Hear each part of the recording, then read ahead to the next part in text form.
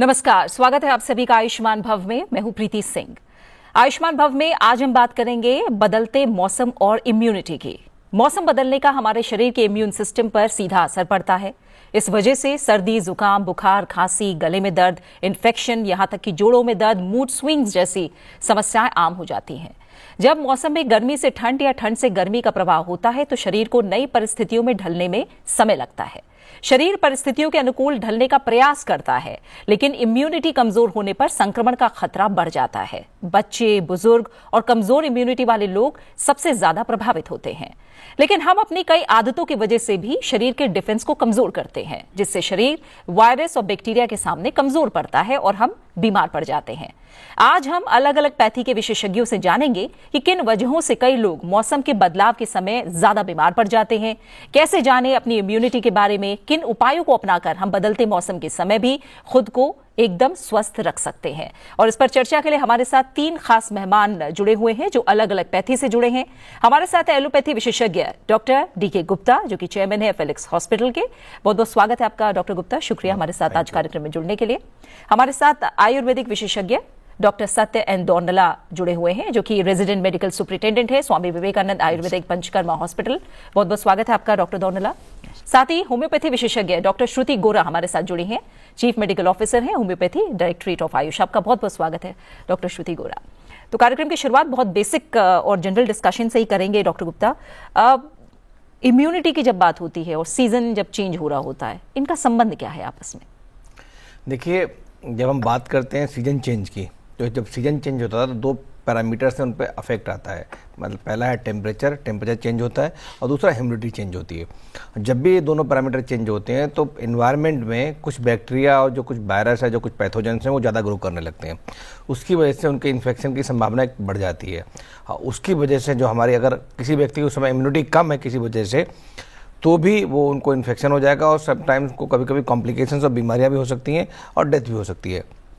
तो इसलिए क्या इम्यूनिटी है? इम्यूनिटी क्या है? हमारी बॉडी की जो एक रोग प्रतिरोधक क्षमता है, मतलब जिसमें हमारी बॉडी के अंदर एंटीबॉडीज प्रोड्यूस होती हैं, किलर सेल्स होती हैं, T सेल्स होती हैं, B सेल्स होती हैं, लिम्फोइड सिस्टम होता है। ये सब मिलके एक ऐसा बैरियर बॉडी के अंदर क्रिएट करते हैं कि जब भी कोई बैक्टीरिया वायरस हम पे अटैक करता है तो हमारी एंटीबॉडीज बन के, या जो T सेल्स हैं जो उसको कन्फाइन कर देती हैं, उसको रेगुलेट करती हैं, उसको कंट्रोल करती हैं, उसको किल कर देती हैं, सो दैट वो बैक्टीरिया वायरस क्या करे, जो हमारी बॉडी पे प्रतिकूल प्रभाव न डाले, मतलब बीमारी पैदा ना करे। अगर बीमारी होती भी है तो बहुत सीरियस बीमारी ना हो, कोई कॉम्प्लिकेशन या डेथ ना हो। तो ये तो रहता है इम्यूनिटी के बारे में।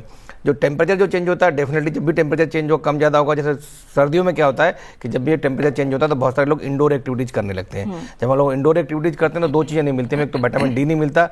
विटामिन D भी डायरेक्टली लिंक्ड है इम्यूनिटी से। अगर आपका विटामिन D कम होगा, इस समय अगर हम बात करेंगे भारतवर्ष की, तो भारतवर्ष में जब भी विटामिन D टेस्ट कराएंगे जनरल पॉपुलेशन का, तो हर दूसरे व्यक्ति का विटामिन D इस समय कम मिलता है। तो कहीं ना कहीं ये भी डायरेक्टली आपका इम्पैक्ट करता है विटामिन D जो इम्यूनिटी कम करने में। दूसरा क्या है, जब भी हम इंडोर रहते हैं तो जो हमारे आसपास जो हम लोग एक्सरसाइज करते हैं, वॉक करते हैं, घर के अंदर ही कर रहे होते हैं, तो बहुत बार क्या जो है पैथोजेंस जो है कन्फाइंड होते हैं घर के अंदर ही, तो भी संक्रमण की जो संभावना वो बढ़ जाती है। तो इसलिए जब भी वेदर चेंज होता है तो दिक्कतें आती हैं। जब सर्दियों की बात करें, गर्मियों में क्या होता है, जब बहुत सारे पॉलन ग्रेन्स हैं, बहुत सारे नए मोल्ड्स हैं, एलर्जेंस हैं जो बढ़ जाते हैं, उसकी वजह से भी हमें इन्फेक्शन उनकी वजह से बढ़ जाते हैं। उनका जब अटैक होता है तो हमारे बॉडी के अंदर हाइपर सेंसिटिव रिएक्शंस होती हैं। अगर आपकी इम्यूनिटी अच्छी नहीं है तो भी आपको दिक्कत हो सकती है। तो दोनों वेदर्स में इम्यूनिटी का रोल है, चाहे वो सर्दियाँ हों या गर्मियाँ हों। ठीक है, और हम विस्तार से आगे समझेंगे। डॉक्टर गुप्ता, तो जैसे बात हो रही है कि और हाल के सालों में जिस तरह से क्लाइमेट चेंज एक बड़ी चुनौती है, फ्लक्चुएशन, हम जैसे डॉक्टर दोरनला ने भी कहा कि फ्लक्चुएशन बहुत देखते हैं। अंदर तापमान कुछ है, बाहर गर्मी ज़्यादा है, मौसम बदल रहा है, तो समझ में नहीं आता इस समय गर्मी है कि ठंड है। तो क्या ये भी इम्यून सिस्टम पे भी हमारे असर डालते हैं? इनकी वजह से भी, मौसम की फ्लक्चुएशन की वजह से भी हमारा इम्यून सिस्टम कमज़ोर होता है क्या? और सर्दी, खांसी, जुकाम के बारे में तो हम बात करते हैं, ऐसे कौन कौन सी समस्याएं हैं स्वास्थ्य से जुड़ी जो वेदर चेंज या कहें जो सीजन का चेंज है और इम्यूनिटी से सीधे जुड़ी हुई है? बिल्कुल, जैसा प्रीति मैंने पहले बताया कि जो वेदर चेंज होता है, जब टेम्परेचर कम या ज़्यादा होता है तो उसमें, या ह्यूमिडिटी कम या ज़्यादा होती है, तो कुछ तरह के बैक्टीरिया वायरस ज़्यादा ग्रो करते हैं, जिनके लिए वो सर्वाइवल बढ़ जाता है। जैसे ठंड में होता है वायरसेस बढ़ जाते हैं तो खांसी जुकाम बढ़ जाता है। तो खास करके सर्दियों की बात करें तो सर्दियों में भी कॉमन कोल्ड है, कफ है, स्नीजिंग है, रनिंग नोज, ये वायरल इन्फेक्शन बढ़ जाते हैं। इनको हम अपर रेस्पिरेटरी ट्रैक्ट इन्फेक्शन बोलते हैं। इसके अलावा गले में दर्द है, टॉन्सिलाइटिस है, इस तरह के इन्फेक्शन बहुत सारे पेशेंट अभी आ भी रहे हैं जो सीवियर पेन लेके गले में आ रहे हैं। इसके अलावा साइनस इन्फेक्शन बढ़ जाते हैं। बहुत सारे पेशेंट बिकॉज अब जब उनकी इम्यूनिटी कम होती है तो ऐसे पेशेंट्स को कभी कभी लोअर रेस्पिरेटरी ट्रैक्ट इन्फेक्शन हो सकता है, मतलब निमोनिया भी हो सकता है। तो इसीलिए हमें इसको बहुत हल्के में नहीं लेना है।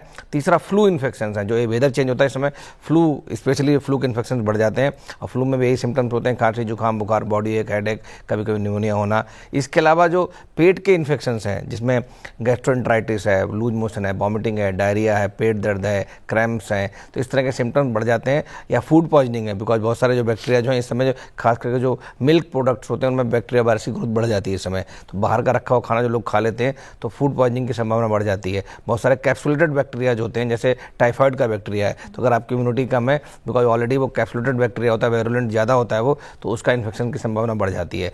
तो ये ऐसी बीमारियां हैं जो भी वेदर चेंज होता है या मौसम बदलता है तो उस समय इनकी संभावना बढ़ जाती है। और गर्मी के मौसम में क्या होता है कि बहुत सारे डस्ट है, पॉलन ग्रेन्स हैं, मोल्ड्स हैं, एलर्जेंस हैं, उनका एक्सपोजर बढ़ जाता है, धूल मिट्टी से एक्सपोजर बढ़ जाता है। तो ऐसे लोग जो अस्थमा के पेशेंट्स हैं, सीओपीडी के पेशेंट्स हैं, हार्ट पेशेंट्स हैं, जिनको एलर्जी है, साइनोसाइटिस है, एलर्जिक राइनाइटिस है, इन लोगों का एक्सपोजर बढ़ने से इनकी इम्यूनिटी ऑलरेडी कम होती है, प्लस जो ये सेंसिटिव भी होते हैं तो इसकी वजह से इनके भी सिम्टम्स बढ़ जाते हैं। तो ऐसे लोगों को भी ध्यान रखना चाहिए।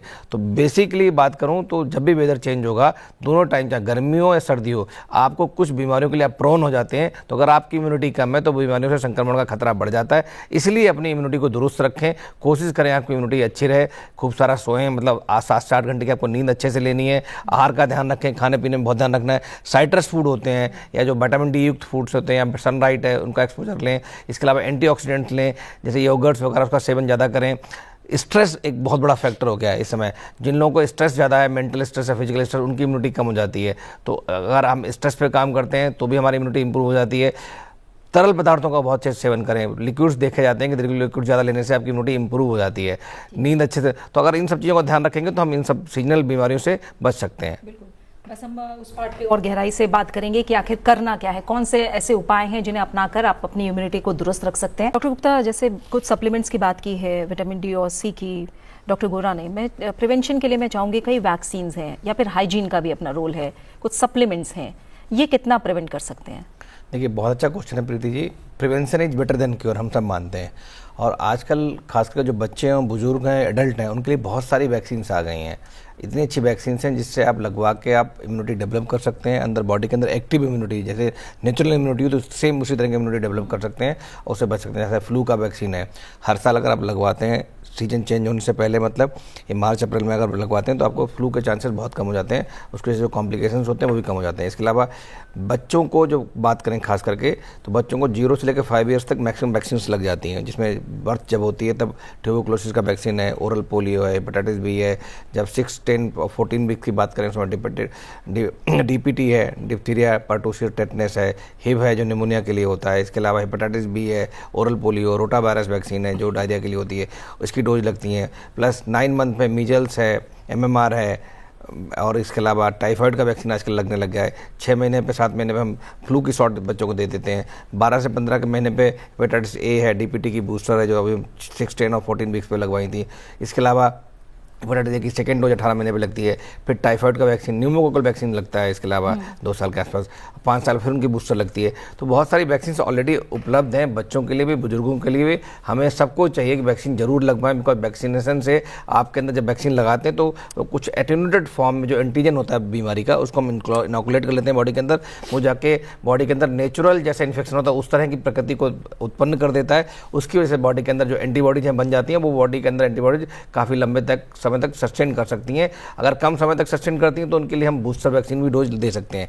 दूसरा जो है और क्या चीज़ कर सकते हैं, और इम्पोर्टेंट सप्लीमेंट्स में विटामिन डी बहुत इंपॉर्टेंट है। मैं फिर बोल रहा हूँ, हमारी जो भारत की जनसंख्या है उसमें लगभग 60-70% जो लोग हैं वो विटामिन डी में डेफिसिट हैं। अगर आप टेस्ट कराते हैं तो विटामिन डी का रेगुलर सप्लीमेंट लें, अपना ब्लड टेस्ट जरूर करा लें, सो दैट आपको लेवल पता लग जाए। पर विटामिन डी का डायरेक्ट इम्यूनिटी से लिंक्ड है। इसके अलावा विटामिन सी बहुत इंपॉर्टेंट है। विटामिन सी स्टोर भी नहीं होती है, तो रोज़ आपको साइट्रस फूड है, जैसे अंगूर है, संतरा है, नींबू है, ऐसे आंवला है, ऐसे बहुत सारी चीज़ें जो घर के अंदर खा सकते हैं, बना सकते हैं। जिंक का बहुत बड़ा रोल है। जिंक की ऐसी बहुत सारी स्टडीज आई बच्चों में भी कि जिंक जो डायरेक्टली इम्यूनिटी से लिंक्ड है, तो जिंक के लिए जो माइक्रोन्यूट्रिएंट्स हैं इसके सप्लीमेंट्स भी आते हैं, प्लस बहुत सारे जो हमारे ग्रीन लीफी वेजिटेबल्स हैं, एग है, प्रोटीन है, अंडा है, इन सब में मीट है, इन सब में अच्छी प्रचुर मात्रा मिलता है।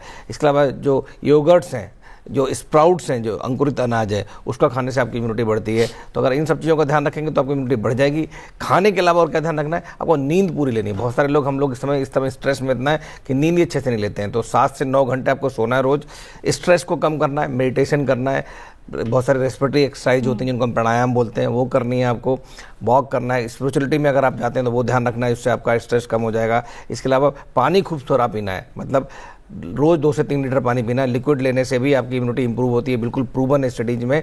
एक चीज़ और बताऊंगा, लोग एक्सरसाइज नहीं कर रहे हैं। हम सब लोगों की जो आदि जो लाइफस्टाइल प्रॉब्लम्स हैं, डायबिटीज़ है, हाइपरटेंशन है, अस्थमा है, या किडनी प्रॉब्लम्स हैं, या ओवरवेट, ओबेसिटी जिसका प्रधानमंत्री ने अभी जिक्र किया था, बिकॉज ऑफ सेडेंट्री लाइफस्टाइल है हमारा, उसकी वजह से सारी प्रॉब्लम्स हैं। अगर आप डेली 30 से 40 मिनट एक्सरसाइज करते हैं, चाहे वॉक करें, रन करें, जिम करें, या कोई भी एक कार्डियक एक्सरसाइज करें, तो उससे आपकी इम्यूनिटी भी इंप्रूव होती है। प्लस लाइफस्टाइल डिजीज हैं, डायबिटीज का इंसिडेंस कम हो जाएगा, हाइपरटेंशन कम हो जाएगी, कार्डियक प्रॉब्लम्स कम हो जाएंगी, मोटापा कम होगा, कैंसर कम हो जाएगा, उससे भी इम्यूनिटी भी कम होगी। प्लस जो इन बीमारियों से भी इम्यूनिटी और कम हो जाती है वो भी कम हो जाएगी, प्लस इन बीमारियों के कॉम्प्लिकेशंस भी कम हो जाएंगे। तो अगर इन सब चीज़ों का हम ध्यान रखेंगे तो डेफिनेटली हम अपनी इम्यूनिटी को इंप्रूव कर सकते हैं, और जितनी जो बीमारियाँ हैं या जितनी भी लाइफस्टाइल डिजीजेज हैं उनसे हम कॉप अप कर सकते हैं। बिल्कुल डॉक्टर गुप्ता, मैं 2 सवाल हैं उन्हें शामिल कर रही हूँ, मैं चाहूँगी उनका जवाब आप दें। एक सवाल है, श्वेता सिंह ने पूछा है बिहार से। ये कह रही है कि मुझे पिछले करीब 20 साल से मौसम बदलने पर, खासकर सर्दी आने पर सूखी खांसी होती है।